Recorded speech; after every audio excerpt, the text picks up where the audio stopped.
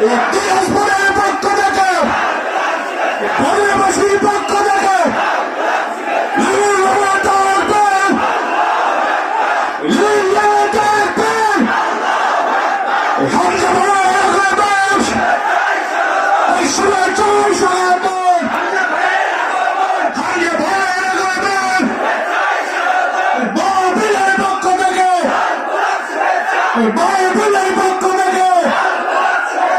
মাদ্রাসার পক্ষ থেকে, বাংলাভাষীর পক্ষ থেকে, ইসলামী আন্দোলনের পক্ষ থেকে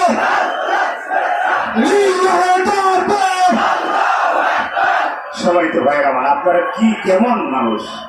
একজন আলেমকে রাস্তা দিয়ে আসতে দিচ্ছেন না, তার উপরে আঘাত করছেন, তার হাত ধরে টানাটানি, জামা ধরে টানাটানি, টুপি ধরে টানাটানি, এটা কেমন হচ্ছে? দিনাজপুরবাসী আমরা আপনাদের কাছ থেকে আশা করি নাই, তার খুব কষ্ট হয়েছে। এটা কি ঠিক হয়েছে? আপনারা রাস্তা ক্লিয়ার করে দেবেন। বসেন বসেন, প্লিজ বসেন, সবাই বসেন বসেন। আর কেউ হয়েছে যাবে না, প্লিজ বসেন আমার ভাইয়া, আপনারা বসে পড়েন, এই সাইডে বসেন। আসসালামু আলাইকুম ওয়া রাহমাতুল্লাহি ওয়া বারাকাতুহু। আওয়াজ লাগবে কানে, আওয়াজ বাড়িয়ে দেন না, আপনারা আওয়াজ বন্ধ করেন, মাইকের আওয়াজ বাড়াবেন। এদিক থেকে পিছন যার পিছন।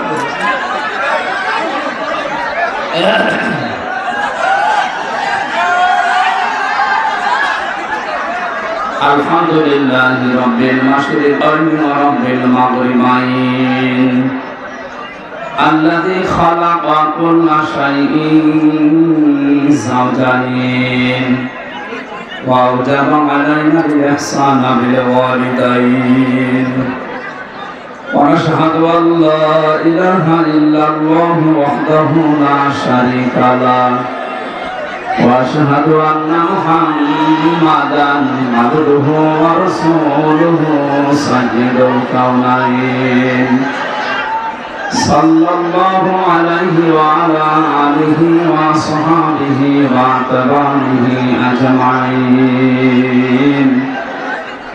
ليلا ونهارا في الطرفين। এটা পরিবেশ হলে বলেন তো, ক্যামেরা দেখতে পাচ্ছেন না? কালকে সারা দেশে যাবে, মানুষ জানবে যে এসেলাম লোক এরকম।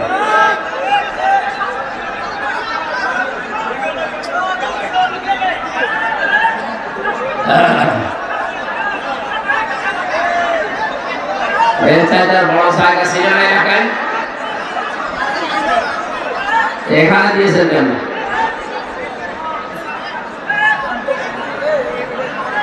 মানুষ তো কষ্ট পাচ্ছে, এভাবে তো সমস্যা। কতক্ষণ কথা বলা যায় ভাবে? আর এত আওয়াজ আসলে আমি কথা বলতে পারবো?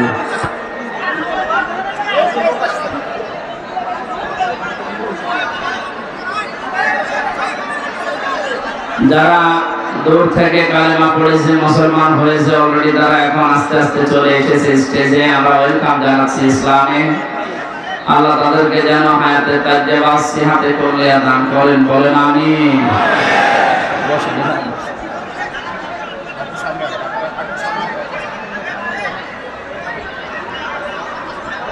আরে ভাই, আপনাদের কাছে কি মনে হচ্ছে আমি জানি না, নিজের বাপ দাদার ধর্ম ছেড়ে দিয়ে এটা নতুন ধর্মে দীক্ষিত হওয়া, এটা যে কত কঠিন।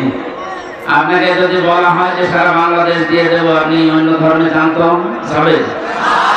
আপনার কি ইমান আছে? 10 টাকা পেলে আপনি লুকিয়ে ফেলেন। এইরকম ইমান নিয়ে যদি নিজের ধর্ম ইসলাম বাদ দিয়ে অন্য ধর্মে যাওয়া কঠিন হয়, তো ওনাদের কাছে তো এরকম কঠিন হয়েছিল। সব কিছুকে বাদ দিয়ে আল্লাহর জন্যে পৃথিবীর শ্রেষ্ঠ ধর্ম, শান্তির ধর্ম ইসলামে যারা এসেছে, আমরা তাদেরকে ওয়েলকাম জানাচ্ছি, স্বাগতম জানাচ্ছি, মারহাবা জানাচ্ছি। আল্লাহ রাব্বুল আলামিন যেন জান্নাত জীবন এবং আমল হলে দরকার পাওয়া যায়, সেই যোগ্যতা তাদেরকে দান করেন। সবাই বলেন আমিন। আপনারা কথা বন্ধ করেন। এরা নতুন ধর্মে এসেছে, এটা খারাপ ভাববে না বলেন? কথা বলতে বলেন। দেখতে পাচ্ছি তো জায়গা হচ্ছে না, যেখানে দাঁড়িয়ে আছেন ওখানে বসেন না কেন? দাঁড়িয়ে আছেন ওখানে বসেন, তাহলে পেছনে আমার দেখতে পাবে। বসেন। আপনারা এক কাজ করেন, কিছু মানুষ চলে যান, পরে এসে আমরা 1 ঘন্টাও যদি কথা বলি, আধা ঘন্টা অন্য অন্য জায়গায় ঘুরে বেড়ান, বাদাম খান, পরে আবার ওই রাস্তা দিয়ে একেবারে মেন রাস্তা থেকে শুরু করে পর্যন্ত যে মানুষ, আমার গাড়ি আবার আছে তো নাকি সানাপাড়া হয়ে গেল। কালকে সাতক্ষীরা ছিলাম, গাড়ি চেপে একেবারে দৌড়িয়ে ফেলেছে। এইভাবে হয় না? কি আশ্চর্য!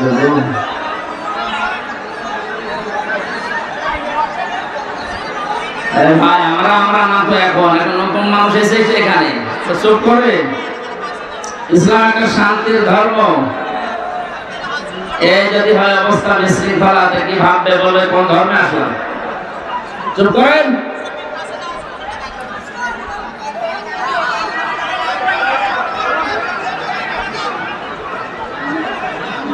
মানে কি মানুষের এত চাপ ঠেকানো কঠিন হয় না? এক দুইজন বাবা একটু থামো, এত গরমে তো আমি মাঝে স্টক করবো। আল্লাহ না,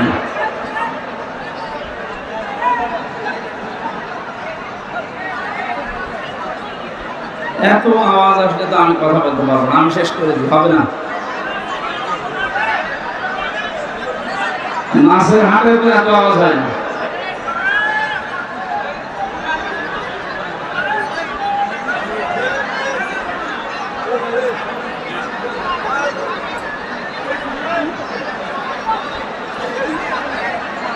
হ্যাঁ, এমনি কথা বলছে।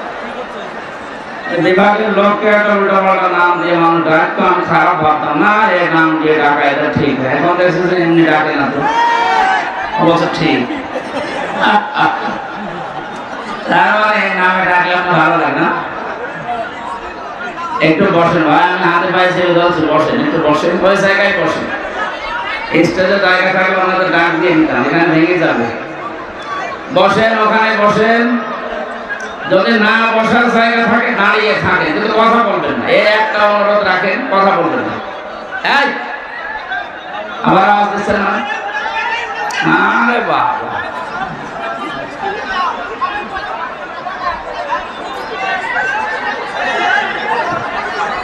না, মাহফিল এখন থেকে বন্ধ করা লাগবে, আর হবে না। প্রত্যেক জায়গায় ঝামেলা করছে, মানুষের চাপ সামলানো যাচ্ছে না। أعوذ بالله من الشيطان الرجيم. بسم الله الرحمن الرحيم. يا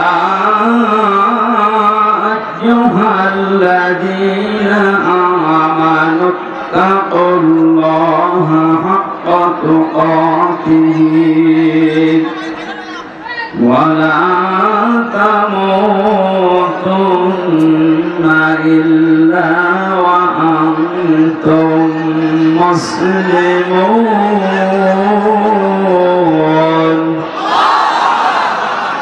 صدقت يا ربنا. عن أنس رضي الله تعالى عنه قال قال النبي صلى الله عليه وسلم من مات لم يخز ولم يحدث به نفسه مات على شعبة من النفاق إلى آخر الحديث. رواه ابن ماجه. وقال تعالى في شان حبيبي إن الله وملائكته يصلون على النبي يا أيها الذين آمنوا صلوا عليه وسلموا تسليما. اللهم صل على محمد وآله وصحبه وبارك وسلم. আলহামদুলিল্লাহ। দিনাজপুর জেলা নবাবগঞ্জ না, নবাবগঞ্জ থানার অন্তর্গত ভাদুড়িয়া বাজার আল জামিয়াতুল ইসলামিয়া মসজিদিয়া হাফিজিয়া মাদ্রাসা মসজিদ ও এতিমখানার উদ্যোগে নবম বাৎসরিক ঐতিহাসিক তাফসীরুল কোরআন মাহফিলের স্বনামধন্য সভাপতি আমার আরাফাতের ভাই জনাব আলহাজ সৈয়দ মোহাম্মদ মোরসালী, সহ সভাপতি আলহাজ মোহাম্মদ তসলিম উদ্দিন মাস্টার, প্রধান অতিথি এলাকার কৃতি সন্তান বিশিষ্ট সমাজসেবক জনাব মাহবুব আলম, আতালাল্লাহু উমরাহু ওয়া বারাকাল্লাহু ফি হায়াতি, বলেন আমিন। আমার আগে যারা কথা বলেছেন আপনাদের দিনাজপুর জেলা জামাতের শ্রদ্ধাভাজন আমির, আবার তো বন্ধ হয়ে গেল, তাড়াতাড়ি করেন।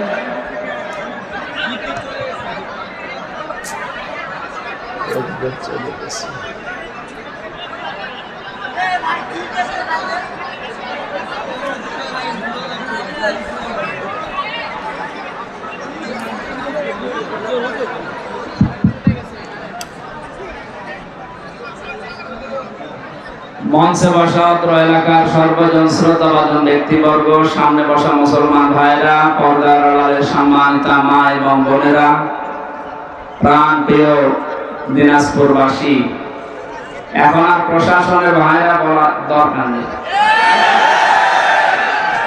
এই মাহফিলটা কয়েক মাস আগে এখানে হওয়ার কথা ছিল, আমি এসেছিলাম, 2-3 ঘন্টা বসেছিলাম, উঠতে দেয়নি।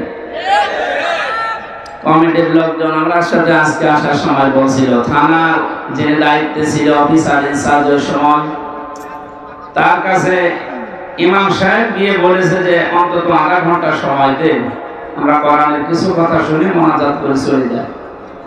উনি এমন একটা কথা আমার শুনিয়েছে যেটা আমার বলতেও ঘৃণা লাগছে। ওরা মুখ দিয়ে বলার কথা না, ওই লোকটার না জন্মের ঠিক নেই, আমরা ওই কথা বলতে পারি। ওই ইমাম সাহেবকেও যদি 1-2টা গালি দিয়ে তাড়িয়ে দিত তাও মেনে নিতাম। ওর বউকে তুলে গালি দিয়েছ তো তোর স্ত্রীর ওই জায়গায় মাহফিল ঢুকিয়ে দেব। কি অবস্থায় ছিলাম বলো তো আমরা। আর জালেমরা দাবি করতো যে আমরা স্বাধীন, স্বাধীন তো ছিল জালেমরা। এদেশের মুসলমান যারা আমরা সব ছিলাম পরাধীন। যে কথাটা বললাম এটা কি মুখ দিয়ে বলার মতো কথা?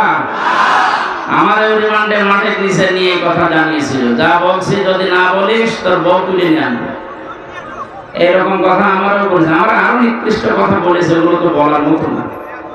এই জন্য বলছি যে অবস্থায় ছিলাম, বিশাল একটা পাথর আল্লাহ বুকের উপর থেকে সরিয়ে দিয়েছে।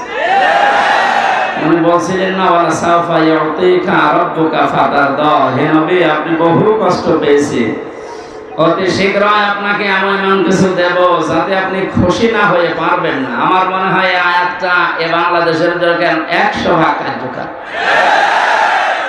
সত্যি আল্লাহ এমন কিছু দিয়েছে, এদেশের ইমানদার যারা, মুসলমান যারা, মানবতার পক্ষের লোক যারা, এরা এত খুশি। কিছু মানুষ আছে তারা নারাজ হয়েছে, তারা জালেম, তারা কি একটা ঘটনা পড়ছিলাম আজকে, কয়েকদিন আগেও এটা আমি শিক্ষার জন্য বলেছি, আজকে একটা নতুন ভাবে পড়লাম। হোস্টেলে 100 জন ছাত্র খাবার খায়, সকালবেলা প্রতিদিন তাদের খিচুড়ি দেওয়া হয়।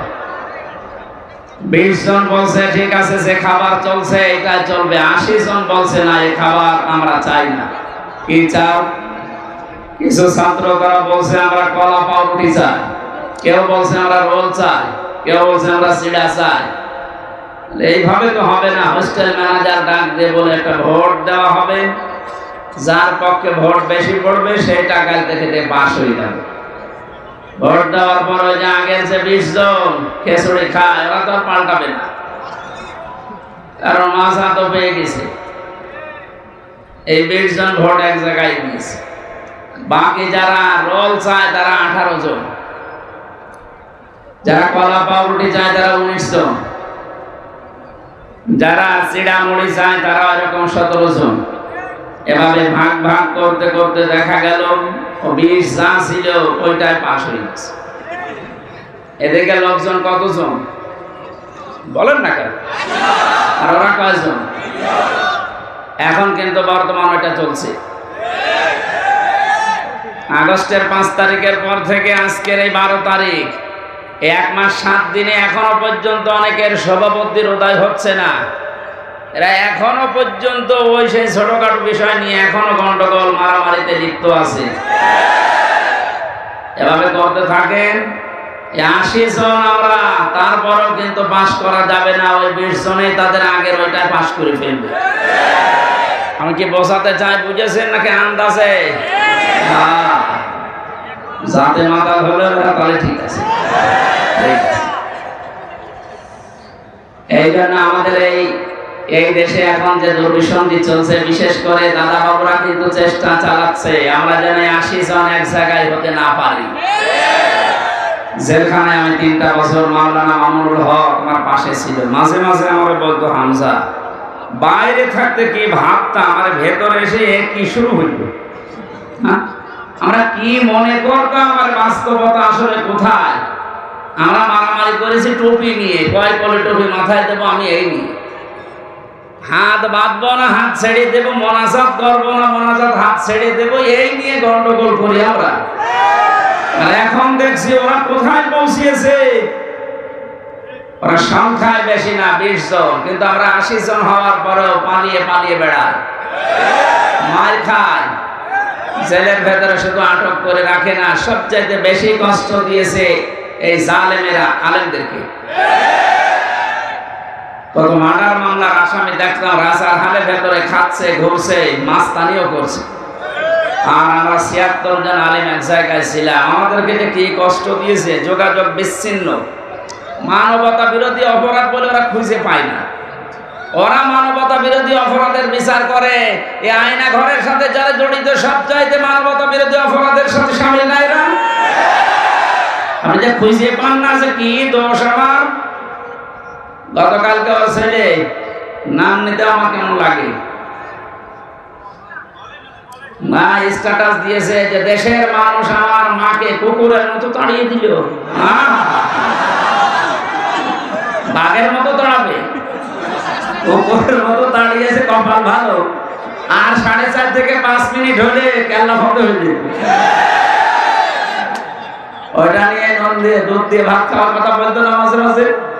কয়েক জায়গায় আগুন লাগালে মনে হচ্ছে পড়ে যাবো, অত ভাত দুধ দিয়ে খায় না, এবার আপনি খান। এই জন্য সেটাই করেছিলেন, আমাদেরকে যা করেছেন সবচাইতে বড় মানবতা বিরোধী অপরাধ জেলখানার ভেতরে আলেমদের সাথে করা হয়েছে। 7 দিন পর পর সরকারি মোবাইল দেবারে টেলিফোন দিয়ে কথা বলতে দেয়, বাড়িতে যোগাযোগ করে মুকিলদের সাথে। অথচ আমাদের এই 76 জনকে একেবারে বিচ্ছিন্ন, মোবাইল তো নেই। 2 দিন 1 দিন পরে পরে এসে চেকের নামে উল্টা পাল্টা করে এমন কষ্ট দিত। আর অধিকাংশ গুলো অমুসলিম, মুসলমান হলে তো একটু মায়া দয়া পেতাম। সুভাষ চন্দ্র বসু, সুব্রত বালা, আর বাকিগুলোর নাম আমাদের মনে নেই। সেই কয়েকটা ডিউটিতে পড়তো, অধিকাংশ গুলোই অমুসলিম। ও আলেম আর জালেমের কাছে শোনা। ও তো আর হুজুর বোঝে না, খেজুরও বোঝে না, মনে করো সবই এক। টাকা দিলে ভালো, টাকা না দিলে আপনি কালো। এই অবস্থায় যা অত্যাচার চালিয়েছিল, সেজদায় পড়ে পড়ে আলেমরা যখন কাঁদতো, পানিগুলো যায় নামাজের এই জায়গাগুলো শুধু ভেসে না, আল্লাহর আরশ পর্যন্ত কি ভেঙেছে। আমার মনে হচ্ছে শুধু ছাত্র জনতার মাধ্যমে আল্লাহ জালেমকে বিদায় করেনি। এই 5 তারিখের আগ পর্যন্ত আল্লাহ আবাবিল পাখির মতো এই পৃথিবীতে বাংলাদেশ এই জায়গায় আল্লাহ ফেরেশতা পাঠিয়েছিল। 16 বছর কম চেষ্টা করে না এদেশের মানুষ, এক চুলো নড়াতে পারে না জালেমকে। আল্লাহ পাক বলেন, ইন্নামা নুমলি লাহুম লিয়াজদাদু ইসমা। ওদের পাপের বোঝা যখন পরিপূর্ণ হয়ে যায়, ওয়ালাহুম আযাবুম মুহিন, তখন ওদেরকে অপমানজনক শাস্তি দিয়ে ঘিরে ফেলি। এই আয়াতটাতে কত বাস্তব এর প্রমাণ কালামানিক। ওর বিসি পর্যন্ত উড়িয়ে দিছে, নেয় বা সংসার কর। তো তাদের তালিকা করেছিলেন না আলেমদের 116 জনের, তার ভিতরে আমার নামও ছিল। আমার মনে হয় এখন আমরা যে অবস্থায় আছি, আমরা এখন এই সালেমদের তালিকা করব। বাংলাদেশের 560টার উপরে থানা আছে, প্রত্যেক থানায় সালেমদের তালিকা টাঙিয়ে টাঙিয়ে রাখা লাগবে, যেন কোনো সালেম কিয়ামতের আগে দেশে আসতে না। বিশেষ করে আপনাদের এখানে যিনি মানবতার বন্ধু নামে পরিচিত, কিসের বন্ধু? মানবতার শত্রু এটা। এগুলো সব মেকি। দরবেশের দাড়ি কি?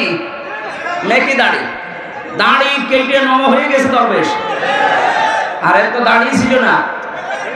এরা সম্মানিত মানুষ, এলাকার কৃতি সন্তান, সরকারি একটা চাকরিজীবী। এই লোকটা পর্যন্ত রিকোয়েস্ট করেছিল যে আধা ঘন্টা দেন, আমি বসে আছি, আপনি আমার বন্ধু মানুষ। ও শয়তান বলেছে না, হবে না, এবার আসেন, বাধা দিতে আসেন। ফ্যান ধরেছি ফেলা। বাংলাদেশের গোয়েন্দা বিভাগের সর্বোচ্চ পর্যায়ে এখন যিনি আছেন প্রধান, আমাকে কয়েকদিন আগে কল দিয়ে বলছে, হুজুর যেখানে সেই ফোর্সে কথা বলা দরকার কোরআনে বলতে থাকবেন, কারো অনুমতি নেওয়ার দরকার নেই, কোনো বাধা নেই। যদি কোনো মহারথী বাধা দিতে আসে, শুধু নামটা টুকে রাখবেন আর আমারে জানাবেন। ও দেশের যেখানেই থাক, ঠ্যাং ধরে ছিঁড়ে ফেলবেন। বললাম, স্যার আপনি ছিলেন কোথায়? আমি কিছুদিন আগে দায়িত্ব পেয়েছি, আমি একজন মুসলিম, মুসলমানের যা কাজ আমি ইনশাআল্লাহ তাই করব। অন্যান্য ধর্মের অনুষ্ঠানে যদি অনুমতি না লাগে, মুসলমানের কোরআন প্রচার হবে, এখানে অনুমতি লাগবে কোন কারণে? আর অনুমতি যাদের কাছে নেওয়া হয় মানুষের কাতারে পড়ে। দেখলেন না ওসি কি বলেছে হুজুরকে, যে তোর স্ত্রীর ওই জায়গায় মাহফিল চালিয়ে দেব। এই কথা বলার মতো? আমি কোরআনে কারীম সামনে নিয়ে বলছি, একটা ইমামকে যদি এই কথা বলতে পারে এই লোক, ইমাম সাহেব আজকে আমার নিজে বলবে যে আমি থানায় গিয়েছিলাম মাহফিলের অনুমতির জন্য, আমার এই কথা বলেছে। আমার মনে হয় ও সে জন্মের ঠিক নয়, এটা একটা জারুর সন্তান। কোথায় মনে হয় বদলি হয়ে চলে গেছে, যেখানে যা করে খুঁজে বের করা হবে। আমার মনে হয় সংস্কার যখন আরম্ভ হয়েছে এই দেশে, এরকম কোলাঙ্গার মার্কা ছাড়া একটাকেও যেন চেয়ারে রাখা না হয়। আমরা যেন সকাল আসতে আসতে শুনি এরকম দালাল ছাড়া, কোলাঙ্গার ছাড়া এদেরকে কুকুরের মতো এভাবে তাড়িয়ে দেয়। নিজেরাই বলছে যে আমার মাকে দেশের মানুষ কুকুরের মতো তাড়িয়ে দিল। আপনার অনুসারী যারা আছে তাদেরকে কুকুরের মতো দেশের জনগণ তাড়িয়ে দেবে। কারণ এদেশে আপনি যাই করেন, কোরআনের বিরুদ্ধে যে টিকে থাকতে পারবেন না। এটা না, আগামীতে যারা আসবেন, সে যে আসবে, তাদেরকেও যেন সতর্ক থাকা লাগে, বা তারা যেন সতর্ক থাকে যে কোরআনের বিরুদ্ধে অবস্থান নিলে কিন্তু তার কপালে জালেমের মতো পড়বে।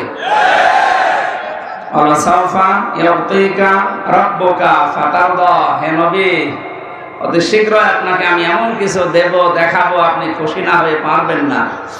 এই আয়াতটা যখন আল্লাহ আমাদের নবীকে শুনিয়েছে, শুধু নবী না, কিয়ামত পর্যন্ত নবীর উম্মতদের জন্য ওই আয়াত। সুতরাং আমরা খুশি না বেজার? বলেন। এখন আবার অনুমতি লাগবে নাকি? কার কাছে অনুমতি লাগবে? আসেন আপনি। কালকে আমার দিনের বেলা ছিল যশোর বেনাপোলে, রাতে ছিল সাতক্ষীরায়। ওসি সাহেব এসে বলছে, হুজুর আপনার সাথে একটু খাবার খাবো। কেন? গত বছর আপনাকে আমি আসতে দেয়নি, এই জন্য মাফ চাবো। কিসের মাফ? আপনি আবার রাগ করেন না, আমার হাত বাঁধা ছিল। কয়েকদিন আগে আমার মামলা যা ছিল সব আদালত ঢিসমিস করে দিয়েছে, সব খারিজ, বেকসুর খালাস, কোনো দোষ পাইনি এরা 3টা বছরে। আমি মনে হয় যে বলতে গেলাম যে আদালত 3টা বছর তো মামলা আপনার কাছে আসতো, তখন তো বললেন না যে না কোনো কিছু পাচ্ছি না, মামলার বিচার করব কি দিয়ে। এখন বলছে যে কোনো মাল নেই, কি দিয়ে বিচার করব। এতদিন বললেন না? উনি লাজবাব, কিছু বলতে পারতো না। এই কথা বলতো যে হুজুর আমার হাত বাঁধা ছিল। কি বলতো? আমরা চাই ওনার যেমন এখন হাত খোলা। এদেশে 1628টা চেয়ার আছে, মেন জায়গা যারা চালায় এর 1627টা চেয়ার সব ছিল হাত বাঁধা, একটা চেয়ার শুধু হাত খোলা ছিল। কথা বলছেন? কালকে ওসি সাহেব ওইটাই আমরা জানিয়েছে যে আমরা যাই করে আমাদের হাত বাঁধা ছিল, কিচ্ছু করার নেই, খালি একটা হাত খোলা ছিল। আপনি কি মনে করছেন কাওয়া কাকু এরকম ফটফট করে ওর হাত খোলা? না, ওর হাত বাঁধা। ওরা যা বলতে বলে খাওয়া তাই বলে। আর বাকিগুলোর নাম নিতে আমার ঘৃণা লাগে, ওগুলো মানুষের ভেতরে পড়ে না। সুতরাং আমরা বৈষম্য বিরোধী ছাত্র আন্দোলনের মাধ্যমে যে স্বাধীনতা পেয়েছি, 9 দফা দাবি। কয় দফা? এর একটা ছিল যে আমরা কারো হাত বেঁধে রাখতে চাই না, সব হাত থাকবে খোলা।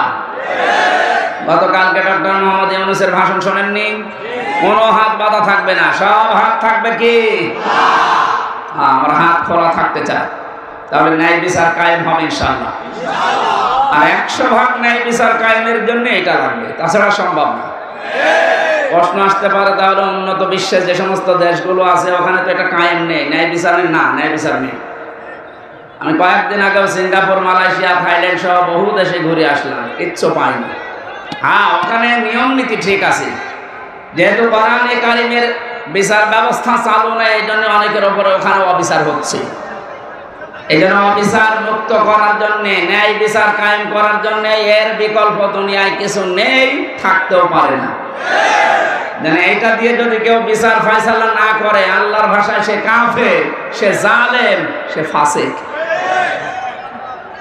আমরা যারা জালেম হয়ে, কাফের হয়ে, ফাসিক হয়ে মরতে চাই, তাহলে এইটার বিচার ব্যবস্থা কায়েম করা লাগবে না?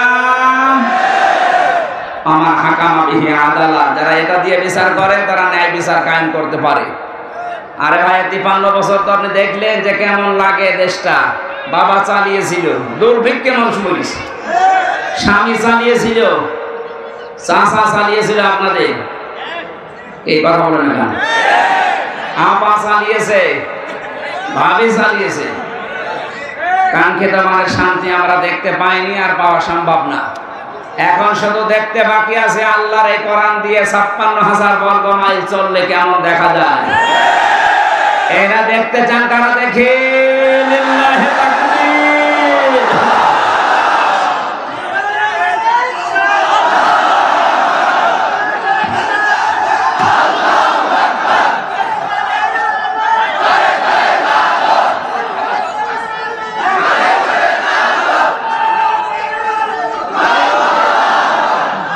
আলহামদুলিল্লাহ, যে আল্লাহ আমাদেরকে আজ তাফসীরুল কোরআন মাহফিলে কোরআনের তাফসীর শোনার জন্য নিয়ে আসলেন, এটা একটা নিয়ামত। এই কারণে আমরা খুশি, বলছি আলহামদুলিল্লাহ। দরুদ পড়ছি, সালাম পাঠাচ্ছি আমাদের নবী মুহাম্মদ রাসূলুল্লাহ সাল্লাল্লাহু আলাইহি ওয়াসাল্লামের প্রতি। আমি গতানুগতিক কথা বলি না, যা বলি ওখান থেকে একটা বাস্তব শিক্ষা নিয়ে আসি। কি গো,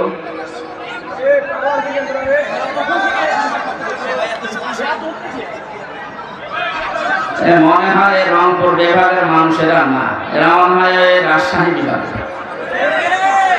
রংপুর বিভাগের মানুষ সব মফিজ, এরা নরম সরল, এরা সরল সোজা। এ কোন বিয়া তো বেশি চালা যায়। দেখেন, তোরা জিজ্ঞাসা করেন তো কোন জেলায় বাড়ি, ধরেন। সুবহানাল্লাহ, আলহামদুলিল্লাহ, লা ইলাহা ইল্লাল্লাহ, আলহামদুলিল্লাহ, লা ইলাহা ইল্লাল্লাহ, সুবহানাল্লাহ, আলহামদুলিল্লাহ, লা ইলাহা ইল্লাল্লাহ, মুহাম্মাদুর রাসূলুল্লাহ। আর কারো কথা আছে? এবার চুপ করে, আমরা কোরআনে প্রবেশ করছি। বিশ্ব নবীকে আল্লাহ পড়া কোরআন শরীফে 7টা নামে ডাক দিয়েছেন। এখানে আলেম নেই? আছে, আলহামদুলিল্লাহ। ওরা আলেমদেরকে বলছি, এই 7টা নামের ভেতরে সর্বপ্রথম যে নাম ধরে ডাক দিয়েছেন নবীজিকে, 1 নম্বরে বলেছেন ইয়াসিন। ইয়া হরফে নেদা, ইয়া মানে হে, সিন মানে সাজ্জেদ। তাফসীরে কাবীরে আল্লামা ফখরুদ্দীন রাজি রাহমাতুল্লাহ আলাইহি উনি 5টা অর্থ দিয়েছেন এই সিনের। উনি বলেন সিন মানে সাজ্জেদুল আলামিন, সিন মানে সাজ্জেদুল বাশার, সিন মানে সাজ্জেদুল কাউনাইন, সিন মানে সাজ্জেদুল আম্বিয়া, সিন মানে সাজ্জেদুল মুরসালিন। এবার একটা একটা করে আমি ব্যাখ্যা বলছি। মুফাসসিরদের বললেন সিন মানে সাজ্জেদুল আলামিন, শুধু আলম না, আল্লাহর ঘোষণা দেওয়ার নেতা এই দুনিয়ায় মাত্র একজন। ও পৃথিবীর মানুষেরা যারা মনে করেন আমি নামাজ পড়ি, রোজা রাখি, খাস পর্দা করি, আমি জান্নাত পেয়ে গেছি, না। আপনার যদি চরিত্র ঠিক করার জন্য এই পৃথিবীর ময়দানে যাকে আদর্শ মানা লাগবে, নেতা মানা লাগবে, ওই লোকটা যদি আপনি ঠিক করতে না পারেন, আপনি কোনোদিন জান্নাতে যেতে পারবেন না। এটা যদি শুধু দুনিয়ার বিষয় হতো, কসম খোদা আমি বলতাম না এটা সরাসরি সম্পর্কিত আল্লাহ আখিরাতের সাথে। এবার আপনি মিলাবেন, শুধুমাত্র আলম যদি আল্লাহ দিতেন, তাহলে পৃথিবীর 228টা